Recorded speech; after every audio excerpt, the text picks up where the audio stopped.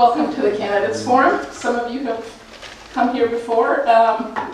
We get different sized crowds depending on how big a race there is. This year it's a little smaller race, and right off the bat I'll say that two of our candidates decided to come tonight and we welcome them, and a third elected not to participate this year. I want to mention that once again that we have cards at the back of the room, so if you'd like to ask a candidate a question, it needs to be in writing, and pass it to me, and then I'll get it up to Ann Laser, and Ann will, she may consolidate the card if you ask something very similar to what someone else asks, but she will handle that. And then before we go any further, I'd like to introduce the candidates for the sanitary district boards. And we thank a lot of them for coming out tonight.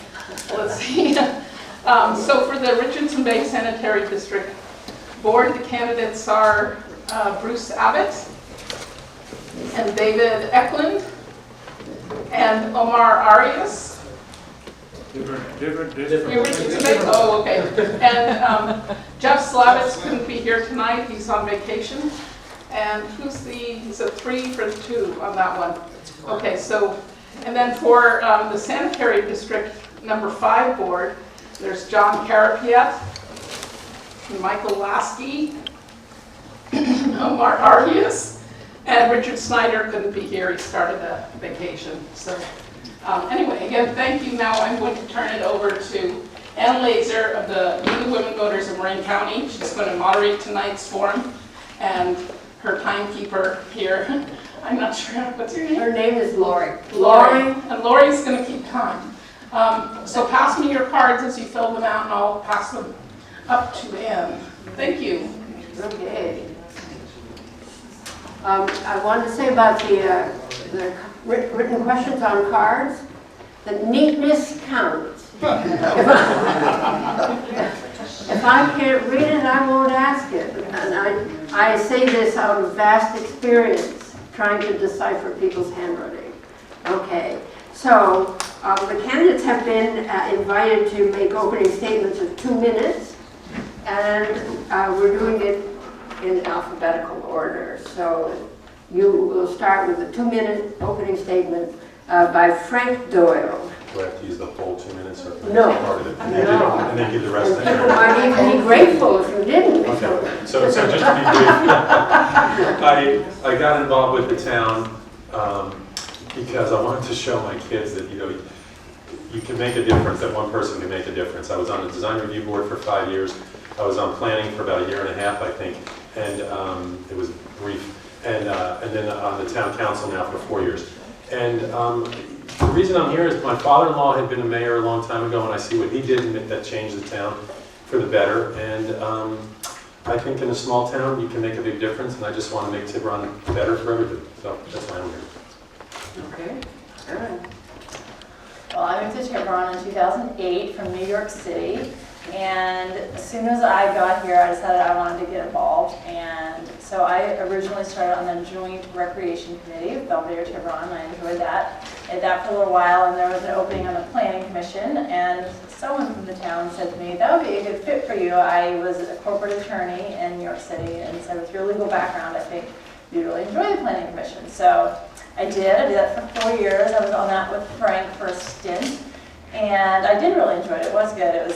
I am kind of a geek who likes things like zoning ordinances and things like that. So it was fun. And then when there was an opening on town council, it seemed a natural step in the direction. And I also just enjoy being involved in a place where I feel like people who want to make a difference can. And we try to be open and receptive and listen. And I just feel that it's very different for us in the local level than it is when sometimes things get higher and more contentious, and that's not my experience on this town council, so it's been good. Okay.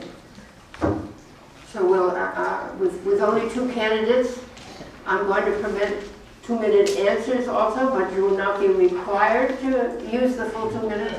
But on the other hand, if you have more to say and you want to go around again on a question, that's all right, only you both get a chance at the same question. And this is a question I wouldn't usually allow, because it has a long introduction to the question, but we've got lots of time tonight. The town has about 256 acres of open space land divided into 21 parcels of various sizes. The parcels are overrun by weedy vegetation such as French and Scotch broom, acacia trees, and Monterey pines. Some parcels support sensitive vegetation and rare plant species. Ecologists have determined that after climate change, the invasion of non-native species into wildlands and open spaces is the greatest destroyer of natural ecosystems with native flora and fauna. So, you'll be the first to answer this question. Do you think the town is justified in allocating less than 0.5%, both of the operating budget and the total budget, to vegetation management on its open space parcels, considering that the General Reserve Fund is about $12.83 million for federal year 2015 to 16. The dollar amount is about $46,000 for the load reduction along fire roads and on small parcels within residential neighborhoods. Would you like me to ask the question again? Sorry, can you repeat the part about the $46,000? Yes. Load reduction? The dollar amount is about $46,000 for the fiscal year. And as in previous years, most of the funds will likely go toward fuel load reduction along fire roads and on small parcels within residential areas. Okay, so I'm gathering from the question that the amount spent currently is $46,000, and that goes towards fuel load reduction. So I've been on town council for 2 years, and since I've been on town council, there has not been a discussion about whether additional funds should be allocated toward open space. I know that we have a lot of open space, so the thought of trying to maintain it or keep it perfectly manicured is just a daunting idea. That being said, I definitely think that if there are things that can be done on a cost-effective basis that would help keep our open space in its natural state, such as eradicating the French broom and things that I know that kind of take over, I would definitely be open to exploring how much that would cost and if that's feasible and if that's something we could incorporate into our budget. You want to read that again for me? You can read it. I'll do my best, Johnny Carson. Great Carnage. So I agree with Aaron. I think that this is becoming more of a problem over the past, I'll say, 10 years, where I know when we moved here originally, about 19, 20 years ago, you go up on the hills and it was just grass. And that's our biggest open space, and what we see is the majority of our open space. And I think some of the smaller places, let's say Blackie's pasture and things like that, are maintained really well. We're doing a job, we're actually recreating or trying to create some different things happening at Blackie's. But when you get into the open space, there's a massive amount of it.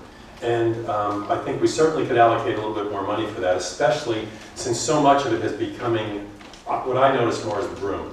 And that's just a fire hazard as well. So how do we do it? That's the question. I think when I see the cost of getting people out there, what the city has to pay versus what you might hire someone at your house to help do it, there's a huge difference. So that $46,000 probably doesn't go that far. So I think if we could find a good way to do it, volunteers is one. And I know we do the beach cleanup with volunteers a lot of times, and it makes a huge difference. So I would definitely like to see a little bit more money put towards that, but allocate a plan so it's once we get it done, there'd probably be a large spend up front, but then the maintenance part would be less over time. We've talked about, in fact, we have a meeting tomorrow about Old Rail Trail and what we're going to do to maintain that.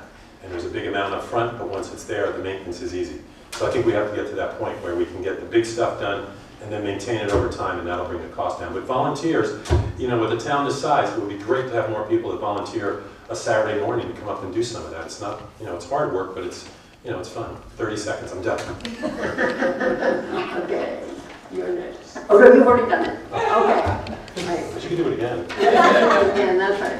Okay, since Belvedere Police Chief Tricia Saylor is now also working for the Tiburon Police Department, could you comment on whether you think a merger of the two cities' police forces is in the cards? What about consolidating other departments? Me first. Yep. I don't know, it's working really well right now, I think. I think we have a good, our police department's great. I mean, what Mike does and the rest of the police force, a lot of behind the scenes stuff goes on with the police department that they do an amazing job. You know, you only hear about some of the small things that show up in the art, but they've been involved in some large scale crime type of tracking down things, and they've done a great job. I think that it's working really well right now. I don't really see a reason to, you know, to bring the two together. I think the budgets work really well, and I wouldn't change it. Don't. If it's not broke, don't fix it.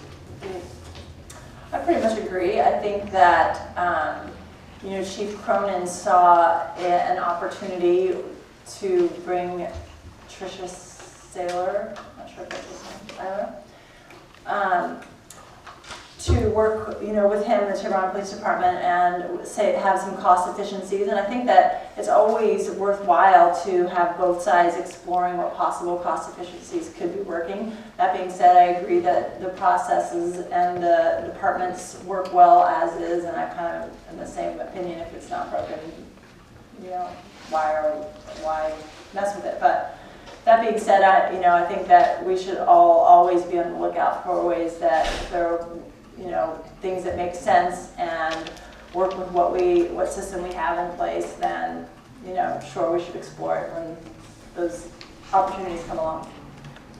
Okay. Do you support or oppose the proposed takeover of the downtown Tiburon section of Tiburon Boulevard? It seems like the ongoing financial burden of annual and deferred maintenance could sink the town's budget.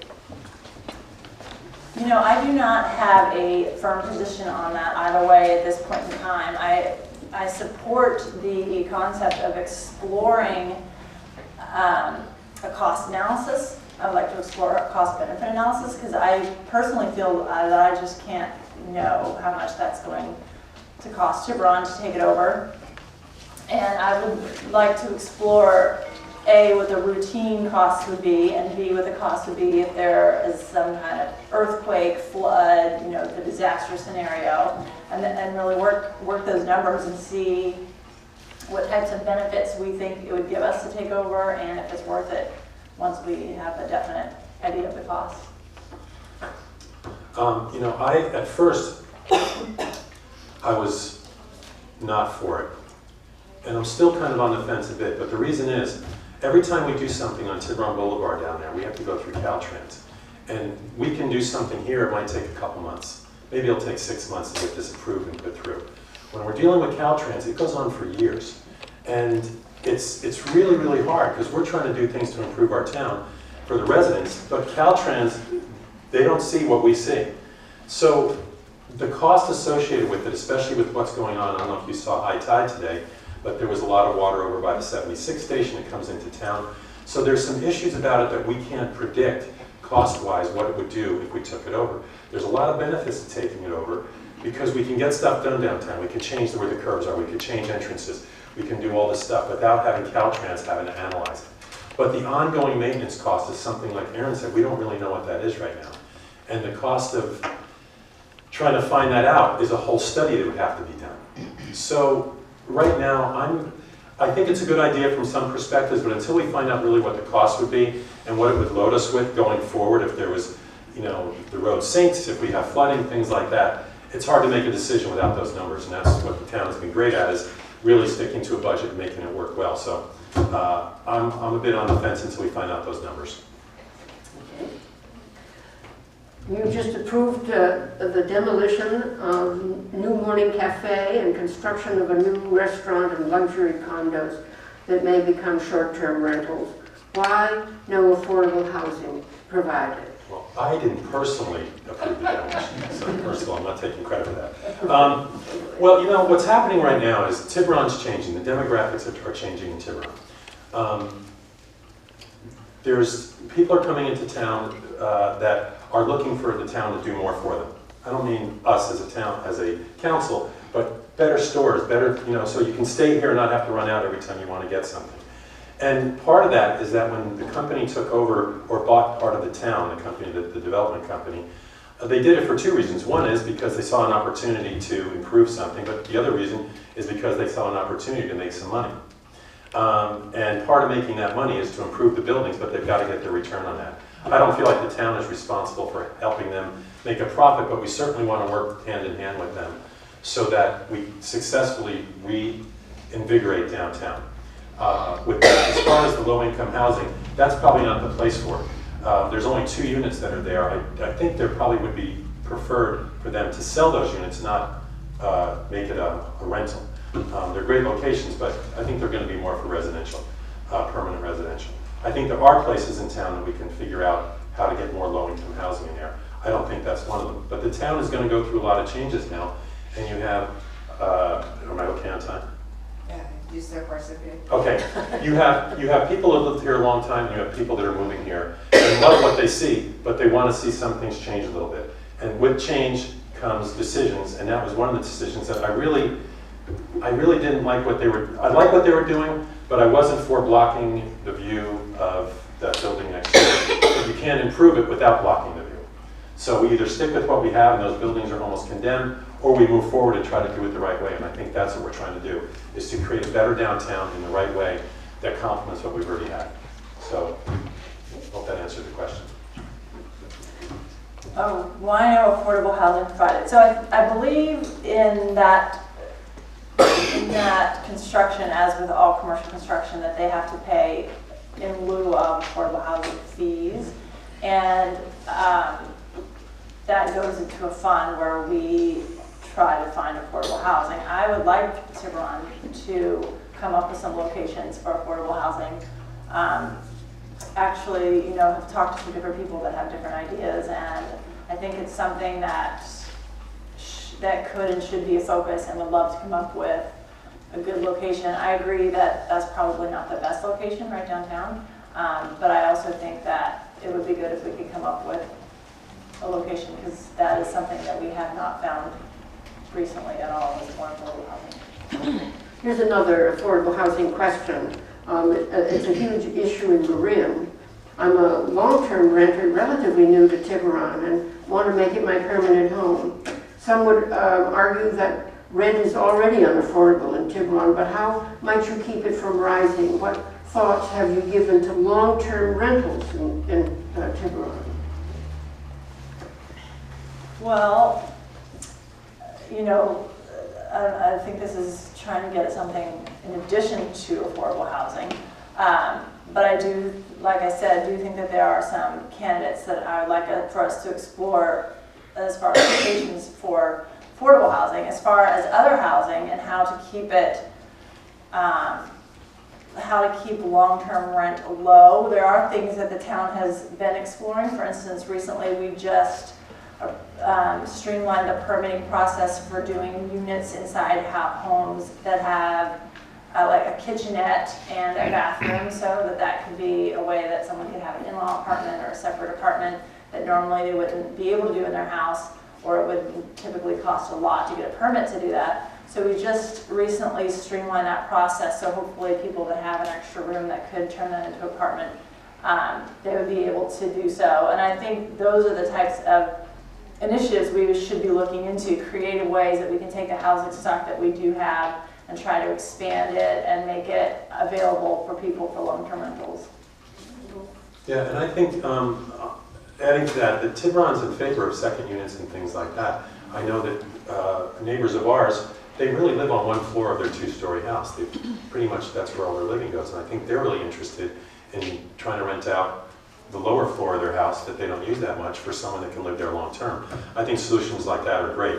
One of my clients in my real job is Mid-Peninsula Housing, and they do incredible programs for housing. And I'm also on the Marin County Council for the Homeless that was involved with that. Trying to find a place to build it, number one, is a challenge in Tiburon, because there's not a lot of open lots left. The other thing is, if we make our process simpler for people to do what Erin was mentioning, I think that's going to be able to solve some of the problems of opening that up for more people to get in here at an affordable rate. If you go to almost any of the stores, any of the malls, any of the towns around here, most of the people that work there don't live anywhere near Marin. They're living out in the East Bay and things like that because they can't afford to live here. and, and work at the wages they're getting. So the second units, I think, are going to be very positive. I also think that trying to make the process simpler with the town so you don't have to go through hoops to be able to do this would really help that problem, solve the problem. This is a subject that's obviously on everybody's mind.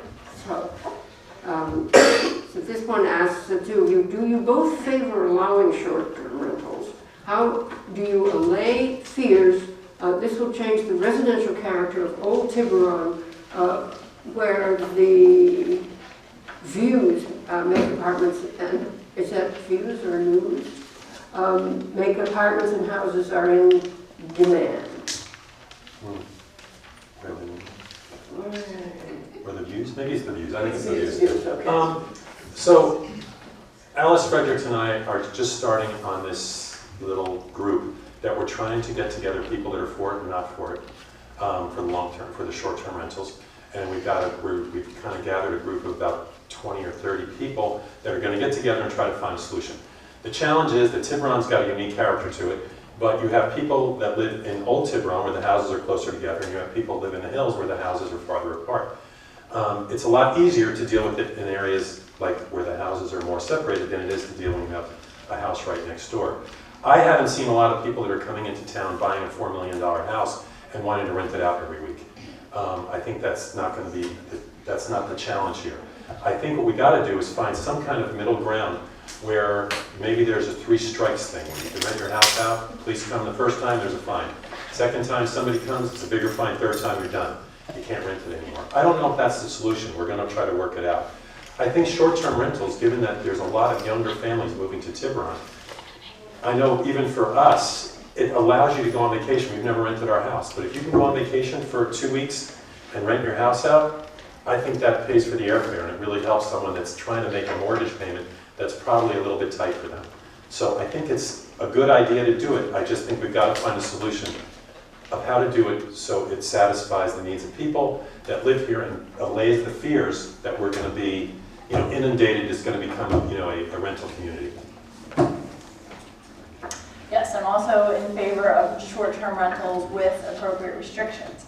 I think that there are a lot of people who have successfully rented out their properties who are very conscious of their neighbors and have been very good neighbors and have put good things in place to make sure that the neighborhood is not disrupted. That being said, I think all of us think that our neighborhood quality is part of the fabric of why we live here. And I think just about everyone who's in favor of short-term rentals agrees that there has to be respect of the neighbors, and there has to be a way that we come up with appropriate restrictions to make sure that there's not churn, there's not commercialization of the neighborhoods, that anyone who is renting out is very respectful of the way their house is situated, how close their neighbors are. And I'm hoping that with this committee, we'll come up with things that make sense, such as the 3 strike rule, such as if you have a commingled property, it's probably not the best situation to have short-term rentals, and different things where we can hopefully come up with good parameters where people can do this and still be good neighbors.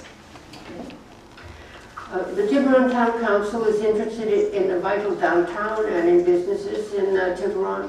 What kinds of businesses do you foresee for Tiburon? What can best support its economy? I've actually put a lot of thought into this because I would love to see downtown be as vital as possible and have not just a lot of tourists down there, but have it be, the heartbeat of our town, and have us, all of us as locals, be down there for more than Friday nights on Main. Consider it our downtown where we shop and where we eat and where we gather. And, some things that I think can and will make a difference are some more housing down there. I think as people live down there, that'll kind of bring a different energy.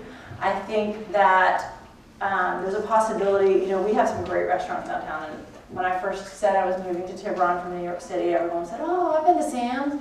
So, there's definitely some great things, but I also think, so I've heard some talk of bringing in some new cornerstone restaurants that could really draw people down. I think that's a great idea. I think if we got some, new great restaurants, that people from Marin came and people from Tiburon, frequented. I think that could really help. I also just would love if we could get back some more just quality of life things downtown. Like I really miss our hardware store and just things like that where, people who live here went downtown, shopped downtown, and felt like they didn't have to go out to 101 to get their weekly necessities. Yeah, I love that quality of life idea. We used to have a pharmacy, we used to have a gas station, we used to have the hardware store. I was at the hardware store constantly. And Jeff was a great guy there, but the town really didn't support it. People weren't going down there and getting enough stuff home. I would like to see downtown, I think I said this somewhere else too in the paper, where it's great that tourists want to come here, but I don't want it to be a tourist town. I want it to be a town for the people. Like when I go to Sausalito, I love Sausalito, but it feels more like a tourist town, where I think Tiburon, the residents of Tiburon is what makes this town feel great. I love going downtown and feeling like I know all the people down there. That's a great experience. I lived in Santa Cruz for a while, and I got to know everybody, and I loved the way it was. But bookstores, things like that. The problem is, when they start building these new buildings and upgrading them, we need businesses to move in there. We need the town to support it, the people to support it. Opening up a gallery that no one buys art from doesn't do anything. Opening up a bookstore or a clothing store or whatever it is that supplies us with the necessities of life that we love. If people here don't support it and you're just going to run out to the town center and village, what's the use? No one's going to come here. So we need those kind of things happening. And what Erin mentioned about the more residents downtown, there are so many opportunities with what Argo is doing and what they want to do that's going to bring more people living in downtown. I think that's going to help revitalize it. But it's going to take the people of the town to support the shops that are down there to make it happen. Why does the town keep It wanting? was surprising you. I know, take We it. go back and forth here. Why does the town keep wanting to block the waterfront with man-made structures? Block the waterfront with man-made structures. As opposed to block the waterfront. I'm not sure what that means. I think what they're talking about is art. We have art days, maybe that's what it is. Because art is life, and art is what we're all about. And the beauty of what we have here, the views are there every single day. And I think that the only thing I can see that we're blocking the waterfront with, which I'm not sure what that is, because the Shoreline Park is always open and visible, and we have art exhibits once in a while down there. But I think we need to take more advantage of waterfront of the Shoreline Park. There's no buildings being planned for downtown there, waterfront, along the shoreline. There's a couple events a year that go on there, and it's art, and of course, art, everybody has their opinion. But some of it is art and some of it may not be. So I don't think there's any plan to block the waterfront views. I think that, I don't know anywhere else in the world that I've been that has the views that we have between Angel Island and the hills above us and the water and the views of San Francisco and Golden Gate Bridge. We're not blocking anything, so I'm not sure where that came from. I don't want to block any views either. In fact, there was discussion at one point of putting a little flagpole on a hill, and I was against that. I was like, these are our views. This is amazing. This is one of Tiburon's best assets, and I actually oppose the flagpole. So I personally don't want to see anything block that view. Okay. Please talk about the Tiburon budget and what you would spend more on and what you would spend less on. Well, I don't really know what to say about the Tiburon budget. I'm on the budget committee, so I kind of get to have a say about what we spend more and less on. I am very just pleased that I get to serve in a town that we have such an amazing budget, actually. Our town staff, before I came along, really kind of buckled down through the recession and kept us on a course where we are in very good shape today. And it's much easier to work in a place where you feel like you have some flexibility than to feel like you're broke. So I really feel privileged that I get to serve on the budget committee where we get to do things like discuss where should we allocate some of our extra money. As far as what do I think we should spend any extra money we have on, one of my things that I was really a proponent of is any way that we can save money. I would like to allocate money for that. So for instance, we have some obligations under some of our pension benefits where we pay interest for any unfunded liabilities. And I would like to pay off some of that so that we can say, I think it's about 7% that we save. Whereas any money that we have parked in savings accounts or whatever, we're making negligible interest. So I would rather, you know, to the extent that we have any extra funds and we have discretion of where to put them, I would rather put them in places where we are saving money in the long run. And I'm not on the budget committee. That's why Erin's so good at it. But I think that I think we're doing pretty well right now. Where I'd like to see money being spent, and we're actually working on this right now.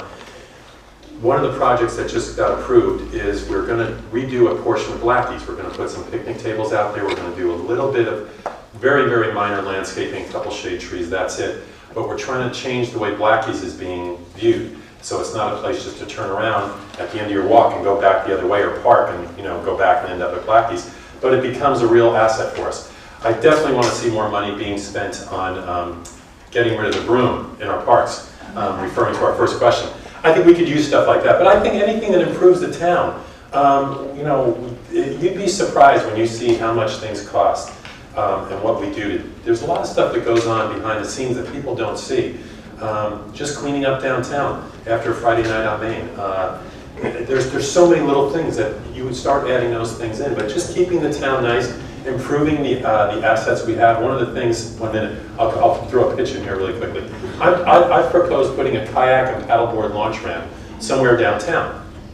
Okay, something very simple, not a big elaborate thing, but something that's going to really serve the residents well, because now you have water access. Unless you're a member of one of the yacht clubs, you don't have water access. So here we are living on the water. There's something we could spend some money on. It's not a lot of money, but there's a great asset that we would have that the town could use, and then people could come and use, and it would bring more business downtown. So things like that, I think we can probably allocate some more money to. I think that'd be a good idea. So you raised the topic of Blackie's pasture, and this questioner wants you to tell us about your vision for the new park near Blackie's pasture. New park near Blackie's pasture. So, if you look at a map, if you look at Google Maps, and you look at a top-down view of Blackie's, it looks like someone took this kind of strange shape of pie and chopped it into all these very strange pieces. If you look at something like Golden Gate Park, or you look at something where a park was actually planned, there's a reason for the way things are. There's a reason why the paths are where they are and how they connect and what they do. Blackie's pasture over time has really been developed by deer and people just walking through where they're going to walk over, and probably Blackie at some point. So my vision for Blackie's pasture is I just took one section of it, or we just took one section of it, near the bathrooms as the first part. It's less than an acre. And what we're going to do is right now there's probably 4 paths that kind of crisscross through there. We're going to put a fence up along the bike path, post and rail fence like over by the parking area. We're going to change the path so it's ADA accessible. It's going to be a wavy path so you can get to the picnic areas. There's only going to be 3 picnic areas, maybe 25-foot circle with a large picnic table there. I don't know if we're doing we talked about doing the grills, so no grills, just picnic tables. And we're going to get rid of some of those crisscrossing paths. So now there's going to be, a larger area that people can go there, have picnics with their family, and there's a reason to go to Blackie's there. The view there is incredible. So that's part 1. We'll see how that goes, and then we'd like to see other parts of that being cleaned up and put the benches out there so there's not 3 benches a foot away from each other. So if I'm having a conversation, the person next to me can't hear what I'm saying, just make it private and make it fun and simple. So that's my vision for Blackie. Start developing that and make it a place that people want to go and hang out and be there. I like that vision. That's a good vision. I approve. Then rebuttal to that. You want to? No, okay. Okay. Well then, what about closing Main Street permanently? That's a question. So I came up with an idea this summer that a lot of people helped me implement, so it was by no means my baby, but I liked the idea of closing down Main Street on a few more opportunities than just Friday Nights on Main. Friday Nights on Main has so much energy and brings people downtown, and you know, everyone loves it. And so I thought, what else can we do to kind of mimic that same kind of energy during the week when businesses say they're slowest, and, you know, get more people downtown. So we did Summertimes on Main. We closed Main Street down for 4 Wednesdays in the afternoon, and a lot of families came. A lot of businesses had good feedback for people being downtown and having exposure to their businesses, shopping on a day that is traditionally very slow. And I think it was a very good thing. I think, you know, we also have our holiday festival where we close Main Street downtown. I think closing down Main Street permanently has challenges. Corinthian and the Yacht Club and the parking lot are all kind of right there. But I'm definitely open to exploring things like Summertime on Main and see what works and what kind of feedback we get from things like that, and anything we can do to kind of, like I said earlier, revitalize downtown and keep our locals down there, I'm a fan of. So. Yeah, I agree. I think there's some good ideas about it. But one of the things is that the town wasn't designed to have Main Street closed. So if it had been designed around that idea, like if it was Disneyland, they do things a certain way, so all the deliveries are behind the stores, for example. You can't put deliveries behind Sam's Club unless you're bringing them in by boat. So there's challenges to it, right? We're also trying to somehow integrate Arc Row with downtown. A lot of people, if you see tourists that come here, or people that aren't familiar with the town, they come and they get to the end of, they get to the parking lot, and they turn around, and they cross the street, and they go back. But Arc Row is such a cool spot in the history of what Arc Row was and what it is now. That's a great location. I mean, Christopher Salon, there's a guy that started out doing haircuts, and now he's got a store next door. He's got one in Mill Valley, things like that. So if we can help improve those types of, that flow, it would be great. Closing down Main Street, as Erin said, there are challenges with it. You know, maybe one of the options, and this isn't something we've discussed, but if the parking lot entrance was moved to like Juanita Lane or something, so there was a continuation around that corner, you could probably, it'd be a little bit easier to do that. So we've talked about it at different meetings. It's a challenge, but with any challenge, there's always good solutions. We just have to get the people downtown involved and the store owners and see what they would think of it. But a lot of it is delivery mechanisms. How do you get stuff to Sam's? How do you get stuff to Guaymas? All these places when you can't deliver to the back of those stores. So there's challenges, but it's a cool idea. Okay, well, I don't have any more cards, so I'm going to ask you, yeah, those are all blank, those are blank cards. Is there a question that we should have asked you that we didn't? Why are we doing this? No. That was your first thing in your intro. Well, no, I don't know. I could think about it for a minute. Erin, do you have anything that could have asked us? How about the audience? You can ask a question if you don't make a speech. Okay. Well, I have some dates to give you. I have a question. Oh, there's a question. Oh, yes. How about taking some of that discretionary funding and starting a fund to deal with sea level rise? Sea level rise, That's a okay. good, I like the sea level rise question. Okay, I think you're first. She likes it. No, this is what's really interesting to me is about 5 years ago, they were talking about the sea level rise, and everybody was going, no, that's just silly. It's just people getting all, wound up about nothing. It's not going to happen. And then a couple months ago, or a month ago, we were over in Mill Valley, where they put in like a set of binoculars that shows what it's going to look like over there in a couple of years. And look at, we're what, like 3 feet above sea level here? I'm not sure if that's exactly it, but we're definitely going to be affected by it. And now people are starting to talk about it all the time. So definitely some thought has to be put into it. We don't have the money to do what, for example, Venice has done, where we're going to build a gigantic wall outside of town. So how do we deal with it? Because that goes back to the question about taking over Tiburon Boulevard. We're definitely going to be affected by it. It's going to change a lot of things. And how do we deal with it? I don't have an answer for what we're going to do, but how do you know how much money to put aside for it? Do you put aside $100,000 a year? Do you put down $50,000? Who knows what it's going to take to do that? And definitely, it's on everybody's agenda. We got to figure out how to do it. It's going to take more than some volunteer or elected officials to do it. We need to get scientists involved and people that are really experts at what's going on with the bay. a minute, we have so much time. But it's really important, and I'm gonna hold up a sign. But it's one of those things that there's a lot of stuff like that we're concerned about, and I don't even know how to begin to address it, other than acknowledging we're gonna have a problem, and we need to do something about it. I don't know how you figure out how much money to put aside. So I agree that it's an issue. There has been recently a committee formed where Alice Fredericks volunteered to be on that committee. So community leaders are looking into it. We all know that it's something that's going to need to be addressed, that we'll definitely need to spend money on when we have a solution. I don't think any of us really have a good enough grasp yet on what a solution would look like or what our range of solution options are. I'm hoping that Alice will come back with a tidy little report that will steer us in the right direction. But I agree that, you know, we all acknowledge that it's something that we will have to address sooner rather than later, probably.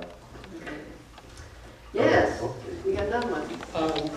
Just in a general sense, you were mentioning something about some construction in Main Street, redeveloping some of the buildings in that area with the new purchaser. What are reasonably looking at a time frame for that to be implemented and going forward? That would be respectful. I assume they have the financial resources to do it, so money's not the issue. You know, I have not spoken with them to have a definitive answer to that. I know, that's not true, I have spoken to them, but I don't have a definitive answer to that. I would guess, I think they're kind of trying to do things one at a time. So, you know, we just have given approval for the new morning building, and I would guess that once that's underway, that they'll go to whatever the second one on their priority list is. And I would like to think that within 5 years that everything will at least have a plan and be underway. But obviously, you know, they rule that timeline, not us. So that's just kind of a guess, but that's what if I were to hazard a guess, that's what I would say. And, you know, it benefits them to move quickly, actually. You know, that's actually another question I'll ask myself later on. But one of the things is that, you know, there's a lot of, if you look at downtown, there's turnover at times. It's got much better. But you look at where Shark's Deli was, you look at where New Morning with the new building, what they want to do there, they have plans to renovate some of the other buildings.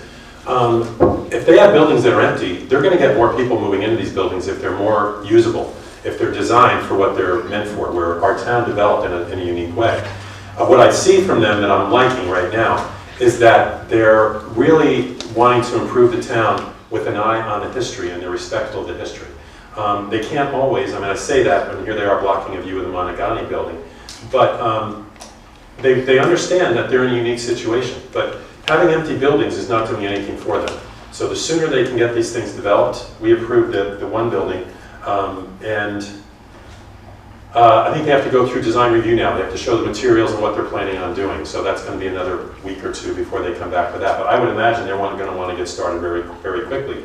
We met with them one time. I was in a meeting with them. One of my points was, I don't think it's great for the town if you improve these buildings and then triple the rent, so the people that are there now that we've supported all these years can't afford to move back in. So can New Morning Cafe move back into a building that may be doubled in size? Is there enough business for that? So there's challenges for them, because I think they have to be aware that that means a lot to us as a town. I don't want to see, you know, a chain move into the new restaurant down there. I don't want to see, you know, Fridays move in, for example, right? So it's a very sensitive situation, how they're going to develop intelligently with respect for our history, but also keeping in mind that it means a lot to the town to have what we have down there. So I would think, and they didn't say this to me, but I think they're going to try to develop this more rapidly, because it's only going to make sense for them. I mean, I know the corner of where Shark's Deli is an incredible piece of land for them to develop. And there's a huge opportunity there for residential, maybe even some low income up there, because there's enough space on the second or third floor, maybe a second floor where they could do that. So I'm hoping that they're looking at it that way. I don't know, they haven't confirmed that, but the fact that the sooner they start doing this, the better it's going to be for them. You want some more time on this? I'm good, thanks. Okay. Anyone else?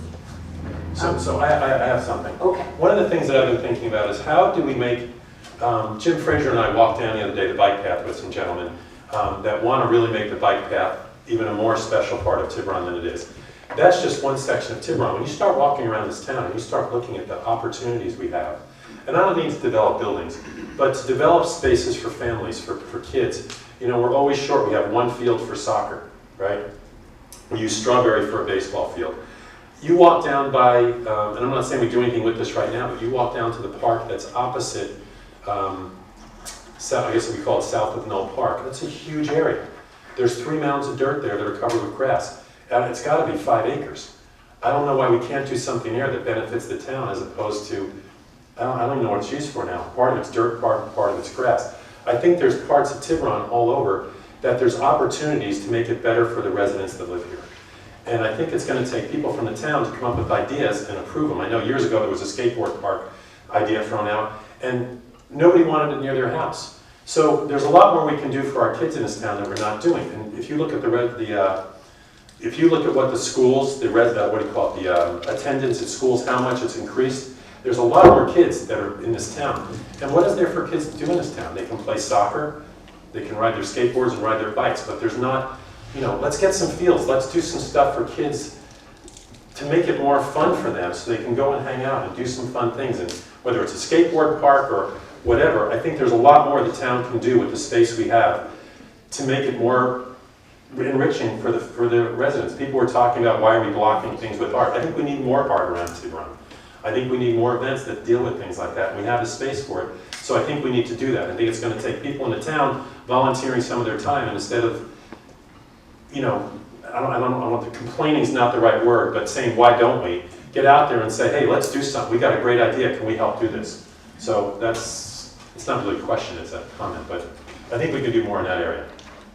I agree. I think, you know, the reason we are running again is because we love Tiburon. We think it's a very special place, and we also think that we are in a position where we can improve quality of life. So at any point, well, if we can, you know, generate ideas where we say this would really improve residents' quality of life, is this something we can make happen?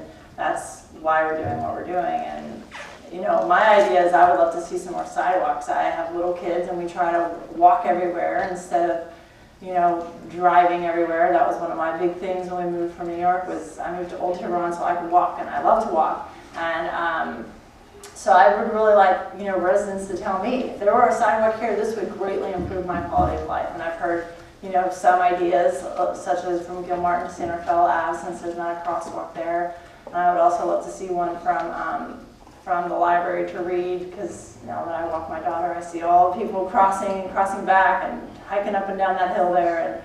And but I would just like to hear from residents. This is something that would really improve my quality of life. What can you, you know, ideas of what we can do to make that happen?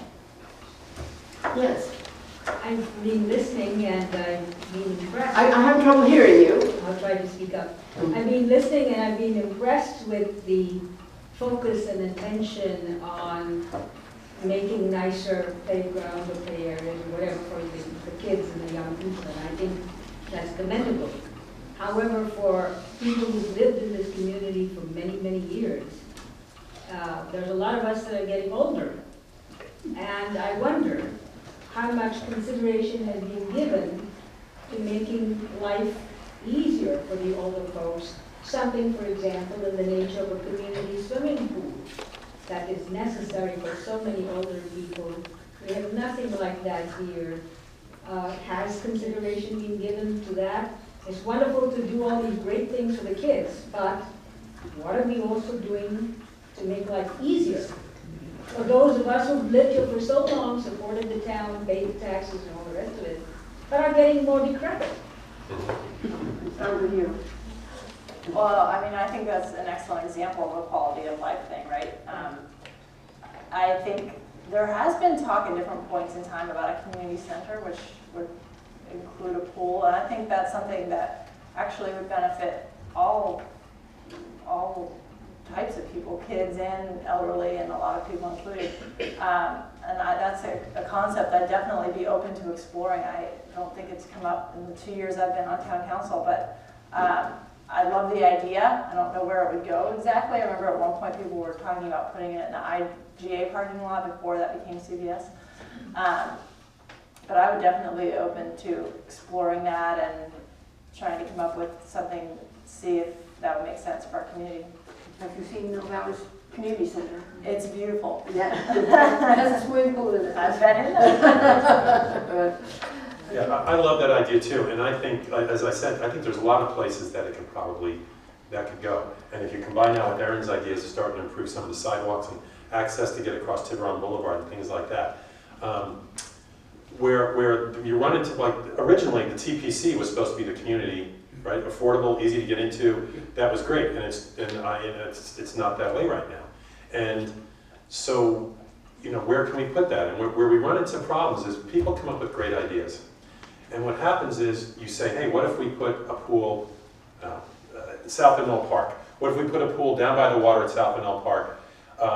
Make sure we're not blocking anybody's views. Make sure no one is going to be bothered by the noise. And start listing all the things that we can't do.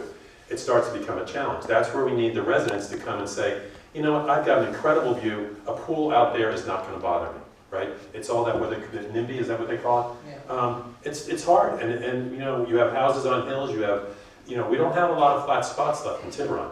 So, you know, maybe it's a water slide, right? We put it on the hill and it's a water slide. But, you know, trying to find the right spot and trying to get the neighbors to agree to it.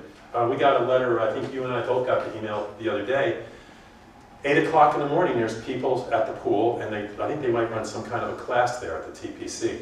And the person's, you know, calling out times or whatever. Well, the location of that, in that little valley there, everybody hears that at 8 o'clock in the morning. So how do we find a spot for it? How do we get the neighbors to support it? I think that's where the challenge is. But I love ideas like that. That would be so great to have that. Consider me a volunteer. No, we need more of that. I mean, I was down there with Jim. I was on the bike path with Jim Fraser and Jim Wood the other day, and another person to remain unnamed that dropped in with us. And it was a great walk up the old rail trail. And just with an hour walk, we probably came up with 15 ideas of what we could do with that. And people want to volunteer to do these things. They're not looking to the town to do what they're saying. We're happy to help. So the more of that we get, I think the more we can do, because that frees up the town to do the planning and the managing of those projects in a way that we're spending money wisely. So that's the exciting part about that. But I would love to see that happen. You want to add in? No, I agree. I'd love to see that happen. Right. Okay. I'll get some dates for you. That on October 5th, the polls open in the Elections Department, Civic Center, room 121, 29 days before the election. Open from 8 a.m. to 4:30 on weekdays. I don't think people will understand that you can start voting 29 days before the election. October 19th is the last day to register to vote or re-register if you've changed your name or address since the last time you voted. October 27th is the last day to request a vote-by-mail ballot, the sample ballot request form, the vote-by-mail request form is in your sample ballot. And that November 3rd is election day, and the polling places, including Civic Center, are open between 7 o'clock a.m. and 8 o'clock p.m.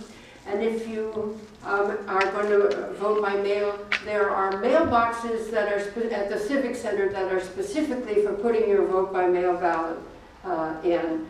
It's not as necessary as it used to be, because it used to be that if your vote by mail ballot hadn't arrived on election day, then it wasn't counted.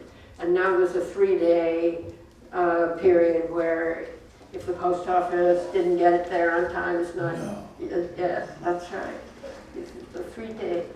And supposedly they say that they're going to use the postmark. Who can read a postmark? So that one I feel a little bit dubious about. But anyway, the voting period now is, I try to actually persuade people, don't vote before you have to. because sometimes the most interesting and maybe the most disgusting behavior it takes place just before election Why don't day. you look this way? The elections department gets phone calls from people who mailed their ballot too soon and want to have it back. And if it hasn't been opened, they'll let you come and get a new one. But if it's been opened, what they do is they put the envelope here without peeking and the ballot here so that you don't put the two together. So they are spending a lot of time. Over 70% of the county now votes by mail.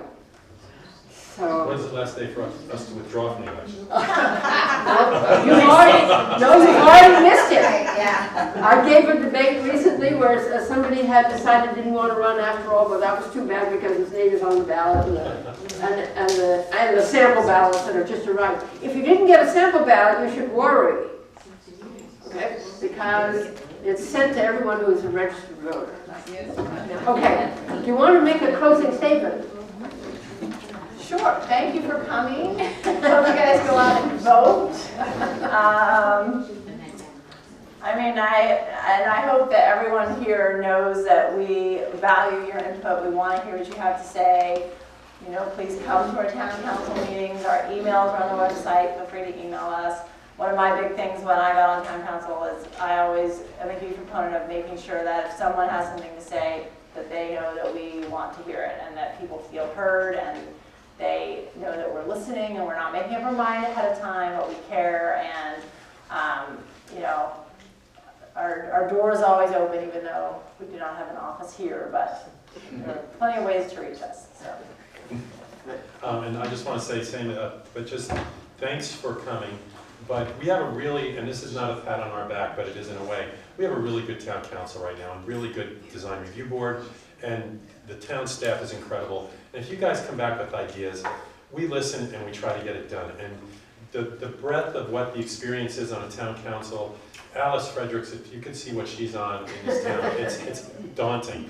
Jim Frazier, Emmett O'Donnell, Erin, you know, it's a labor of love, you guys. And the more you guys give us input of what you're looking for and how to improve the town, we're trying to get it done. And it's a really good opportunity right now to get involved, throw some volunteer time in and come and talk to us about what you want, and we'll try to make it happen if it makes sense. So Alice is an example of council members who are also doing a lot in the county and beyond, and regionally. Right now, yeah, One of the things, a lot of people when they run for town council don't know how many jobs they'll be doing outside of their town. And you have 4 mayors on the town council right now, and hopefully a 5th coming up. So it's pretty, you know, it's a pretty impressive group. But yeah, the involvement is countywide and probably even more than that. And it's a good time to get involved. Okay, Thanks. very delightful.